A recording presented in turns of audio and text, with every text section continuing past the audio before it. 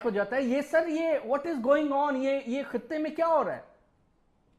देखिए, खित्ते में जो ताकत का तवाजुन है वो भी बदल रहा है।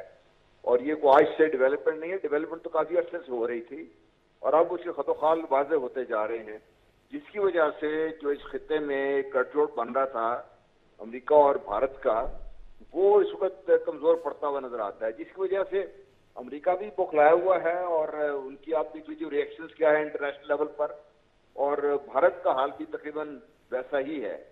और कम से कम मुझे कोई तवक्को नहीं थी जब उन्होंने ये एक्सेप्ट भी किया था, तो मेरा ख्याल अपना ये था कि वो इससे बैकआउट करेंगे, लेकिन उन्होंने मेरी तवक्को से बहुत जल्दी बैकआउट कर गए, क्योंकि उनकी सोच, जिस तरह भी प्राइम मिनिस्टर ने हमारे ने बात की, बहुत छोटी है। वो अपने अपने अगले इलेक्शन तक सोच रहे हैं।